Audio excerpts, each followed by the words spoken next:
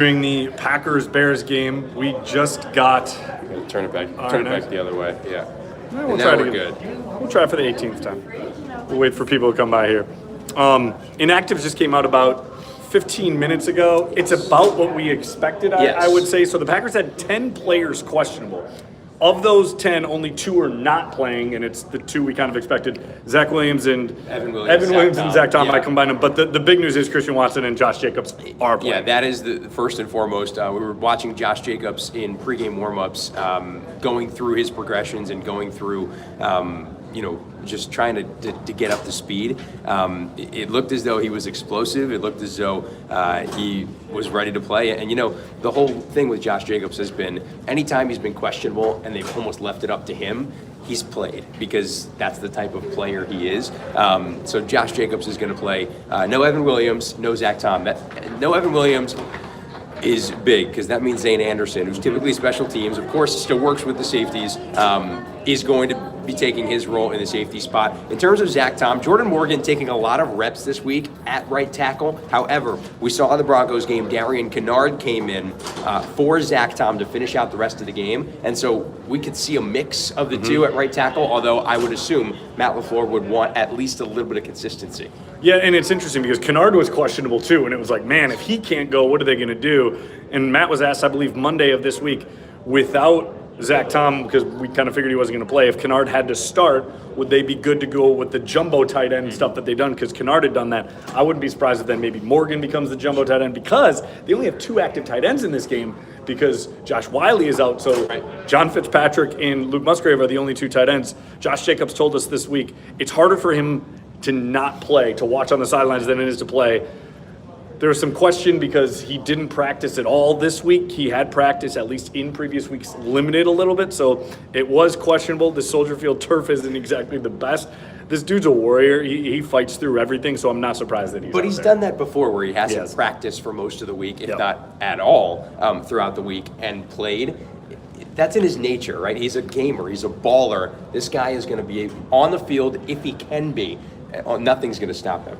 Yeah, I think losing Evan obviously is tough. Losing Zach, I think, might be tougher just because you can kind of mix and match. You can, if you really needed to, you could play Javon Bullard in Evan's spot. Sure. You have Zane Anderson. I think it's going to be tough on that offensive line. So we'll see how that goes. On the Bears side of things, we already knew they're out 2 of their top receivers in Roma Dunze and Luther Burden. The running back, DeAndre Swift, was questionable. He is playing. They just activated their linebacker, one of their best linebackers, Tremaine Edmonds. He had been out. He was on IR, so he's going to be active in this game. So for the most part, everybody has 2 key players really not going. So in the grand scheme of things, I guess it's kind of even. So there was a big question as to whether DeAndre Swift was going to play or not. A lot of people were looking at Kyle Monangai to take the lead. Swift will play. He is active, so you can expect that 2-back, I guess, the tandem for the Bears. Which we know Ben Johnson likes. And also, the 2 combined for 130 somewhat yards 2 weeks ago back at Lambeau Field. Not a single rush of over 9 yards. So the Packers kept them limited the explosive runs and limited the explosive plays. However, without Micah Parsons, how does that and Devontae Wyatt, how does that change though this week, especially on home turf? And Ben Johnson, he's going to still have a couple of tricks up his sleeve for Matt LaFleur. I would imagine the Bears are going to be running it a lot tonight, especially because it is going to be kind of windy. You're going to see some wind gusts that get up there, so I would not be surprised if you see the Bears really try to do ball control. If you remember that drive that led to, actually I think it was the drive when Caleb threw the pick, they were just running it down the Packers' throats, and then they just got a little, they kind of slowed down at the end of that drive, but I think it's going to be, I don't know what to expect. I think it's going to be really interesting. You mentioned the wind. We were on the field beforehand. I'm not sure if they're planning on having skydivers or something like that come through, but they had somebody testing the wind, seeing exactly how hard it's blowing. And plus the flags behind us here, you probably can't see them because it's the glare, but the flags are whipping completely straight out to the lake. And of course, with the field being directly on the lake, it makes it tougher. So you're right, with the wind, they might elect to run the ball more than I guess they probably would. And I think somehow this is getting undersold, the fact that Christian Watson's playing in this game, because in Denver it looked like he might have broken his collarbone like Jaden Reed, and he would have been done for the year. And now he is playing 6 days later, which is kind of crazy. Yeah, for Christian Watson to be out on the field is spectacular. It's remarkable. But for him to still be that option, Matt LaFleur talked this week about Christian Watson and his impact, not just in the explosiveness that he has and the deep ball threat, but his ability to run the ball, yards after catch, which, with Jaden Reed back, into the mix more and more is important. Christian Watson, he had the 2 touchdowns against the Bears 2 weeks ago. This is a guy that they have to have, has to be a part of the offensive plan, the scheme today for Matt LaFleur and the offense. And we haven't said Micah Parsons' name yet, because that's a huge question, is what are they going to look like without Micah Parsons? You need Rashawn Gary to step up, and I believe it's been 7 games since he's had a sack or a tackle for loss, which is kind of hard to do when you have Micah getting double-teamed. Sure. You need him to step up, and we know Lucas Van Ness is still working his way back from that foot injury. But you need guys to step up. Maybe Kingsley Enagbare, he was questionable with an illness. He's playing. But he was great last week, too. And Brenton Cox, they just activated him off IR. He's going to go tonight. He was warming up, by the way, Brenton Shirtless. Cox, without a shirt. Yeah. And Daniel Whelan was warming up in front of the heaters. In front of the heaters, yeah. So when you look at what will happen, Jeff Hafley has talked a lot about how he still loves what Rashawn Gary has brought to the table. Not everything that a guy does on the defensive end of the ball has to come from the stat book. Let's remember that. Just because you might not get a sack, you might not get a tackle for a loss, or even a quarterback hit, you can still get pressures. And Rashawn Gary is drawing attention. That is important to note. Now Rashawn Gary has all the attention on him.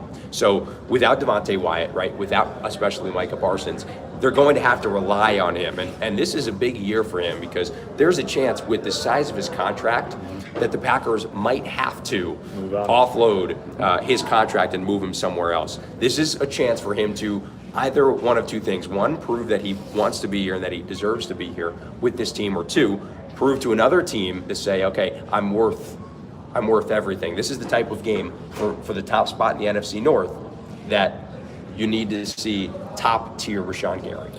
Yeah, and it's going to be interesting because he's been seeing single teams all year, because Micah was getting the double teams and still wasn't winning. I don't think the Bears are going to double. That would be my guess. I don't know. That's just an assumption here. Let's not forget that the Bears do have the top offensive line in the NFL. They have 4 guys on the offensive line that grade out in the top 10 of pass pro. So when you look at them as a whole, they don't need to double team anybody. Of course, you're playing a Micah Parsons and Aiden Hutchinson and Myles Garrett. You're gonna double team. But when there isn't a guy like that, you're right. I don't think that they need to, or maybe not that they're going to, because you never know what they'll throw up there on the line of scrimmage. But this is not a team that needs to double team on the offensive line. They have one of the best in the league. I think a lot of people are expecting Jeff Hafley to unleash Edgerrin Cooper as a blitzer, because that was kind of what we saw a lot in training camp, because they didn't know they were going to have Micah Parsons until training camp ended. 3 weeks, they were 3 days before they were a good defense last year. They were very good. They didn't have Micah Parsons. I know they didn't look great last week without Micah Parsons, but like Denver was on a roll, and you're going to be a little shell-shocked when that happens. Straight wins. It's part of the game of football. I think if I had to guess, I think the Bears win tonight, but I would not. I think it's going to be a really good game, just like last time. Are we going into predictions? Sure, why not? Let's go into predictions. Ooh, I don't know if I'm ready for this. I've been saying this all week. I still think the Packers have fight. There are people who have completely counted out the Packers now that Micah Parsons is out of the equation. I just don't think that's the case, because when you look at the body of work, even on offense, right, without Christian Watson, whatever it is, they're still producing. Josh Jacobs is playing. Christian Watson's playing. This is a team that offensively is still to its strengths. Of course, you'd like to have a third tight end, a Josh Wiley, a Tucker Kraft back from earlier in the year, but that's not the case. And this team is still roll with the punches, and they are 1 win away tonight from still going back atop the NFC North. So I don't necessarily think that this is just a wash, and that the Bears will just walk all over them. But if the Packers are going to win, a couple of things do need to happen. Christian Watson needs to get in the end zone. Period. Twice last time they played. I don't know if it'll be twice tonight, but he needs to get in the end zone. Josh Jacobs needs to have You know, I don't know if he's going to be on a snap count or anything. I would imagine that's so, the one but thing, that's the one thing you think of. But remember, they said he'd be on a snap count in Denver. They weren't sure about it, and yet he still played exceptionally well. So this is a Packers team that is going to need to score the football. This is going to be an offensive game on both ends. I think it's going to be high scoring. I don't know what the odds makers have. It's high, it's low. I think it's 1.5. I've seen 1.5 Bears, 1.5 Packers. But in terms of the total, it doesn't necessarily matter to me. I think it's going to be 31 to 27. High scoring in the wind. Okay. But it's going to be a ground game. A lot of it's going to be a ground game. It's going to happen on the ground. Emmanuel Wilson's going to get a lot of touches today. So fantasy owners, if you are looking for something, Emmanuel Wilson could be a potential flex option for you. Could get touches. Same thing with Kyle Monangai with DeAndre Swift playing, but questionable leading up to today. 31-27. I think the Packers do, with some battle scars, come out of Chicago with a win and are atop the NFC North. I think I'm going to go 24-17 Bears. I think it's going to be very similar to kind of the way this thing went in Lambeau. Like, Bears have the lead. Packers kind of got. I think it really might be a carbon copy of that game. The home team has the lead, the visiting team comes back, and the defense of the Bears makes a play at the end, or they just don't get it, or something. But wouldn't be shocked maybe if a missed field goal plays a role in this game because of the wind. I don't know how much it's going to be swirling. It's going to be interesting. We'll see. Just a reminder that kickoff is at 7:20. We have an hour-long post-game show after the game. I will be on the field. We'll hear from Matt LaFleur. We'll hear from Jordan Love. Michael will be in the locker room. We'll bring you sound from them. We'll have that all break that all down after the game. I don't know, 10:30 or something. Yeah. We would probably imagine it'll be on. Feel free to reach out, by the way, on Twitter if you have questions. You want to know something before the game starts or during the game, something post game. Feel free to reach out on Twitter at Michael S. Gross. And what's your Twitter? Ryan Wing, Fox 11. Fox 11. Feel free to reach out to us on Twitter. We will do our best to get those questions across to coaches, players, get you the answers, so that you guys can have all the information come post game. Thanks for watching, and enjoy the game. Should be a fun one.